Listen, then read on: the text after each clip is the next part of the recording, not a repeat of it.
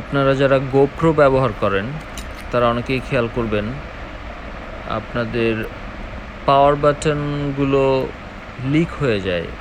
অনেকবার প্রেস করতে করতে এই রাবারের থিকনেসটা নষ্ট হয়ে যায় এবং এর মধ্যে ছোট ছোট ছিদ্র হয়ে যায় যেটা ওয়াটারপ্রুফ থাকে না পরে ক্যামেরাটা। ওই ফুটো দিয়ে পানি ঢুকলে সরাসরি ক্যামেরার ভেতরে সার্কিট বোর্ডে চলে যাবে, তো আন্ডার ওয়াটার কাজ করবে না। তো এই প্রবলেমটা সলভ করার জন্য আমি একটা টেকনিক অ্যাপ্লাই করেছি, টেকনিকটা দেখাচ্ছি। সেটা হচ্ছে বাটনটা খুলে আমি একটা কাগজের টুকরো, পলিথিন, একটু শক্ত টাইপের পলিথিন, স্কোয়ার শেপ, এই বাটনটার আশেপাশে যতটুকু বডির স্পেস আছে ওই অনুযায়ী কেটে এটাকে ভেতরে সেট করছি। কারণ হচ্ছে উপরে আমরা একটা সিলিকন জেল দেব, এই জেলটা যেন ডিরেক্টলি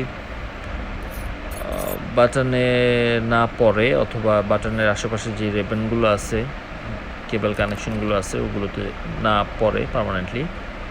তো এই হচ্ছে আঠা। এই আঠাটা কি আঠা সেটা আমি ভিডিওর শেষে বলবো, কারণ হচ্ছে খুবই ইফেক্টিভ এবং খুবই চিপ সলিউশন, যেটা দিয়ে আপনার এক্সপেন্সিভ গোপ্রোকে আপনি খুব সহজেই আবার পুনরায় জীবিত করতে পারেন।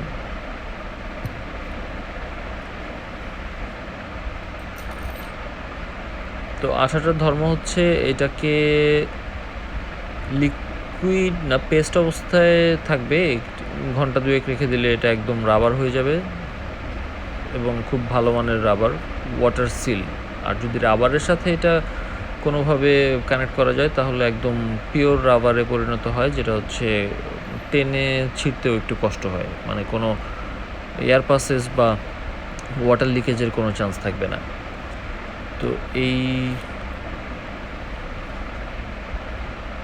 এর মধ্যে যতটুকু প্রয়োজন ততটুকু দিয়ে এই আঠাটা আমরা ভেতরে একদম পুশ করে যতটুকু গ্যাপ আছে বডির আশেপাশে ওই পাশগুলোতে লাগাই দেওয়ার চেষ্টা করব। কারণ হচ্ছে ওখান দিয়ে অনেক সময় পানির প্রেশার বা হেভি রেইন বা আন্ডার ওয়াটারে যেন কোনোভাবেই লিক না করতে পারে। তো এই খুবই নরম আঠাটা, তো ইচ্ছে মতো এটাকে প্লেস করা যায়। যেহেতু কালো আঠা এবং খুবই বিরক্তিকর হাতে লাগলে, এই জন্য একটু সাবধানে কাজ করতে হয়। সুন্দর করে একটু ফিনিশিং দেওয়ার চেষ্টা করতেছি যেন এই ক্যামেরার লুকটা ঠিক থাকে। আশেপাশে মানে রাজমিস্ত্রির কাজ করতেছি অ্যাকচুয়ালি। এটাকে সুন্দর করে এইভাবে ব্লক করে যেই বাটনটা থাকলে এভাবে উপরে ঢুকাই দিতে পারেন, কারণ এটা অটোমেটিক্যালি ভেতরে এনাফ জেল দেওয়া আছে, এটা একদম গিয়ে ওয়াটার সিল হয়ে যাবে। আর যদি বাটনটা একবারেই নষ্ট হয়ে যায়, ছিঁড়ে যায়, তাহলে ওই অবস্থায় রেখে দিতে পারেন। ওই রাবারটাও জোস। আমি ভিডিওর শেষে আরেকটা ক্যামেরাকে আমি শুধু রাবার দিয়ে করেছি, যেটার এই বাটনের রাবারটাই আমার ভাগ্নি চিমটি দিয়ে তুলে ফেলছিল, ওইটা আর পাওয়া যায় নাই।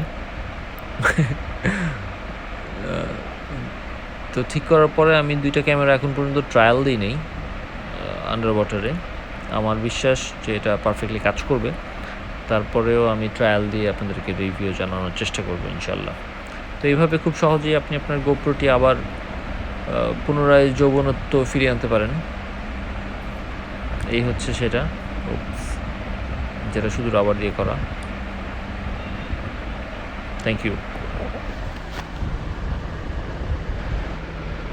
ও আর এটা হচ্ছে মোটরসাইকেলের গ্যাস কিটের আঠা, ইঞ্জিনের যে গ্যাস কিট আঠা থাকে সেটা, 40 টাকা। Thank you.